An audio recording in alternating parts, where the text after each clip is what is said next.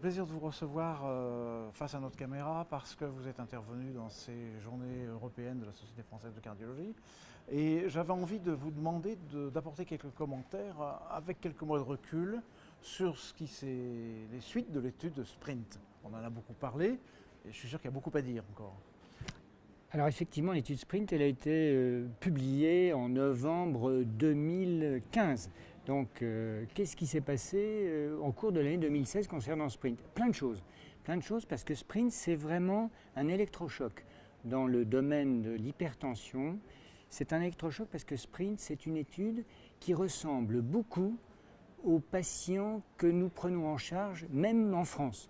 L'âge moyen des patients d'étude SPRINT, c'est le même âge moyen que nos patients hypertendus en France, c'est-à-dire, n'oublions pas que 80% des hypertendus en France sont âgés de plus de 55 ans, que 35% sont âgés de plus de 75 ans. C'est la même population qui a été inclue dans SPRINT. Donc, tout ce que dit SPRINT, on peut exactement le déporter à notre pratique quotidienne. C'est très représentatif de ce qu'on voit. Et un élément supplémentaire, c'est que le nombre de comprimés auxquels étaient soumis les patients avant l'inclusion dans SPRINT, c'est 1,8 comprimés par ordonnance. Et en France, les enquêtes flash ont bien montré que c'est 1,8 comprimés. Donc c'est la même chose, les mêmes patients soignés de la même façon. Et l'étude SPRINT montre que quand on rajoute un comprimé sur l'ordonnance, un antihypertenseur plutôt bien choisi, il faut combiner un bloqueur du système rénine-angiotensine avec un bon diurétique, un bon calcique et éventuellement rajouter la spironolactone. C'est ça l'algorithme de traitement de SPRINT. Et bien en faisant ça, on gagne 14 mm de mercure sur la systolique et ça veut dire que les patients qui étaient sous une monothérapie, il faut les mettre sous une bithérapie. Ceux qui étaient sous une bi, on les met sous une tri. Et ceux qui étaient sous une tri, on les met sous une quadri. Donc le message est très simple. La population ressemble exactement à celle qu'on en a. Et ça a conduit à montrer 25% d'événements cardiovasculaires en moins, d'événements mortels, dans la population où on avait rajouté un comprimé. Donc on pourrait se dire... Faisons pareil. Eh bien en fait, on n'a pas fait pareil. On n'a pas fait pareil parce que... Il y a des recommandations récentes. Exactement. Oui. Les recommandations récentes, elles sont vraiment récentes puisqu'elles datent d'octobre 2016. C'est les recommandations de la Haute Autorité de Santé avec un groupe de travail où il y avait la Société française d'hypertension artérielle. Il faut le dire, ces recommandations, c'est un copier-coller à quelques détails près des recommandations de 2012. Et quand on regarde les différences entre 2012 et 2016 vis-à-vis de l'objectif tensionnel, il n'y en a pas. Il n'y a pas de différence, c'est les mêmes recommandations. Donc SPRINT n'a rien changé ? En fait, SPRINT n'a rien changé. Alors pourquoi SPRINT n'a rien changé ? J'avais posé la question, bien sûr. Alors je vais essayer de vous donner un début de réponse. C'est que, au fond, on a cette preuve-là, mais qu'appliquer cette règle à tous les hypertendus pourrait provoquer plus de problèmes que d'avantages. Parce que quand on augmente d'un comprimé son ordonnance d'antihypertenseur, on va chez certains patients aussi augmenter les effets indésirables qui vont conduire à l'arrêt du traitement. Donc cet effet indésirable lié à l'arrêt du traitement vient contrebalancer le bénéfice du renforcement du traitement. Donc on ne peut pas dans une recommandation dire tous les patients devraient avoir un médicament de plus et il va falloir tenir compte de finalement la subtilité que la Société française d'hypertension avait eu en 2012, c'était de dire l'objectif tensionnel, c'est d'être entre 130 et 139. Il y a des patients qui méritent d'être à 130, il y en a d'autres qui ne mériteraient pas parce qu'il y a trop de risques à les mettre à 130 et il faut les laisser à moins de 140. Par exemple, les patients de plus de 80 ans, il faut aussi ne pas les mettre à 130, il faut les laisser à moins de 150 de systolique lorsque la pression artérielle est mesurée de façon traditionnelle au cabinet médical. Et la mesure de la pression artérielle, on en vient à un aspect, je crois, particulier de SPRINT. Il me semble qu'il y a eu des méthodes qui étaient un petit peu inhabituelles par rapport à ce qu'on a vu dans les autres essais cliniques précédemment. Vous avez très bien lu la méthodologie de l'étude SPRINT. Ou écoutez les experts. Je ne sais pas, mais effectivement, c'est un point très nouveau et qui a fait beaucoup parler écrire et réfléchir les experts de l'hypertension. Il s'est trouvé que dans l'étude SPRINT, la méthode pour mesurer la pression artérielle, ça a été une méthode 100% automatique, 100% électronique, avec les fameux appareils oscillométriques dont on a tous l'usage, plus ou moins. Pour le patient en automesure, c'est les appareils qui sont utilisés, et l'appareil qui a été utilisé, qui est un appareil dont je ferai la publicité, c'est Omron 907, c'est un appareil pour professionnels de santé qui a une possibilité que n'ont pas les appareils habituels d'automesure, qui est de pouvoir faire la moyenne automatique de 3 mesures et de fixer en plus l'espace entre les 3 mesures tensionnelles que l'on fait. Eh bien, dans l'étude SPRINT, la méthode a été, la première mesure, elle est faite en présence d'un professionnel de santé. C'était dans l'étude SPRINT, soit un médecin, soit une infirmière. Et puis, la mesure 2 et la mesure 3, qui étaient séparées de la première mesure d'au moins 2 minutes, elles sont faites chez un patient au repos, sans la présence du médecin.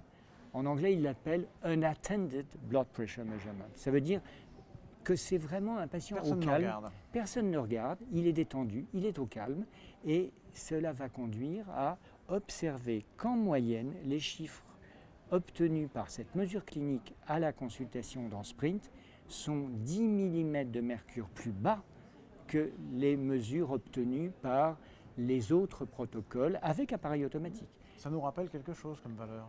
Alors ça nous rappelle effectivement quelque chose qui est ce que l'on observe habituellement dans les études où on tient compte de ce fameux effet blouse blanche.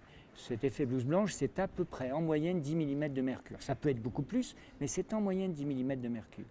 Et en fait, ce qui veut dire, et ce qui a été démontré, c'est qu'en utilisant cette méthode qu'on va appeler SPRINT, on a le moyen de pouvoir presque se passer de faire une automesure ou une MAPA chez un patient pour lequel on se pose la question, quel est son vrai niveau tensionnel? Donc SPRINT nous dit, si on utilise cette façon de faire, non seulement les bornes qui vont définir l'hypertension sont 10 mm de mercure plus bas, mais ensuite on va pouvoir dire qu'on pourrait se passer de faire réaliser une automesure, comme le disent les recommandations aujourd'hui, ou de réaliser une MAPA, comme on l'utilise chez des patients qui sont des patients pour lesquels on veut avoir la certitude du diagnostic, par exemple, de l'hypertension, mais aussi la certitude de l'efficacité d'un traitement antihypertenseur. Parce que dans l'étude SPRINT, cette méthode, elle a été utilisée au début, et puis à chaque visite de suivi, c'est la même technique. Cette méthode SPRINT, est-ce qu'elle est complètement nouvelle pour les spécialistes de l'hypertension?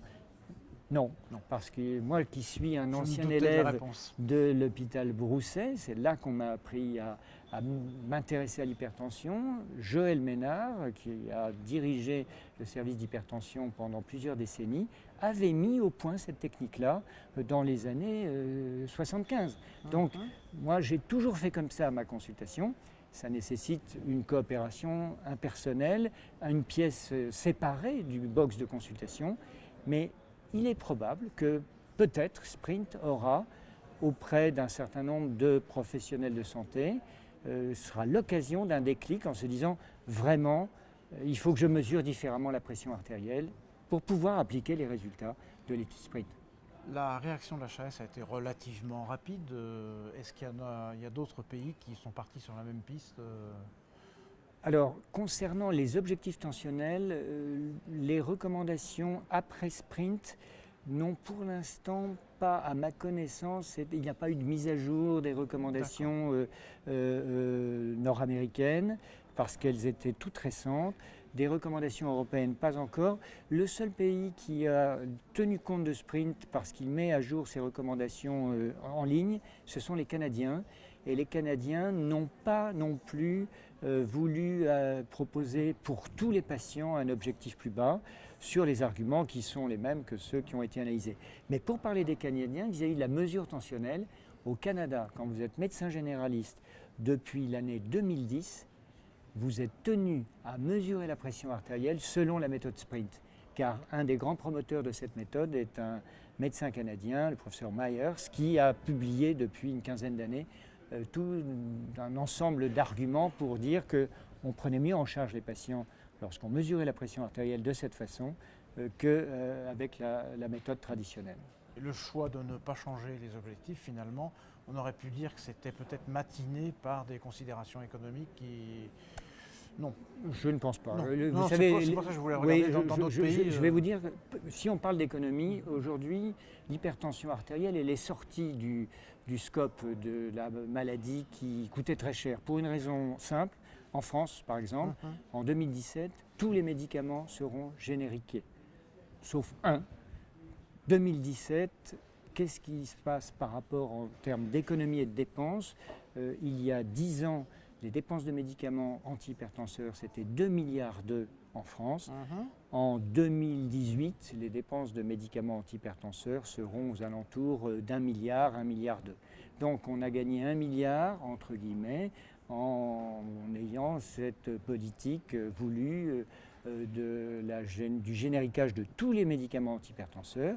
Et en France, on est particulièrement dépendant de cette politique-là, car vous savez qu'il y a des médicaments qui ont été bloqués au remboursement parce que, en particulier les trithérapies antihypertensives, nous n'en disposons pas en France, alors que dans tout le reste du monde, et d'Europe, on peut avoir ces médicaments-là pour des raisons qui sont clairement économiques.